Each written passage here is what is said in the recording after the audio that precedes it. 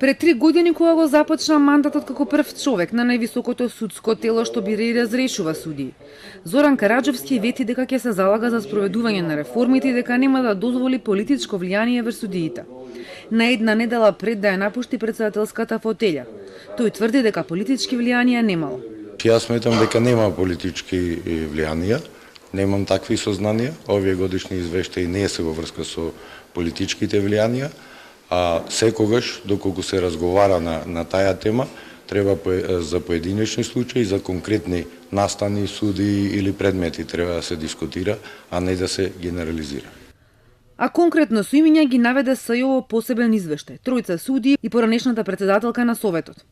И покрај тоа што во Законот за судски совет уште во 3-тиот член се забранува политичко организирање и действување во Советот, и покрај тоа што Законот за судски совет уште во 3-тиот член забранува политичко организирање и действување во Советот, и дека ова тело со својата работа треба да оневозможува политичко влијание во судството. Караджовски тврди дека не можел да спроведе постапка за овие суди бидејќи биле истечени роковите. А може СЈО доколку смета дека има некакви докази, слободно да ги испрати, ја знае нашата адреса, каде сме како орган, може да се обрати до судскиот совет и конкретно да наведи. За тој судија тоа и тоа, па соодветно ќе одговори судскиот совет. Меѓутоа од СЈО немаме ништо добиено ни официјално. А вие не ги баравте и поглед? Ние не ги баравме, тој е јавен документ на посебниот извештај на СЈО и го имаме сите, како и вие, сите имаме да го прочитаме.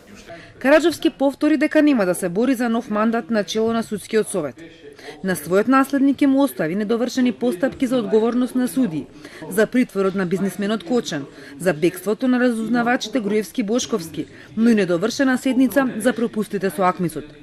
Меѓу можните кандидати за нов претседател се споменува името на врховниот судија Киро Здравев, кој на денешната седница ги презентираше годишните извештаи на судовите, според кои 118 судски предмети повеќе од една деценија патуваат низ судовите без завршница.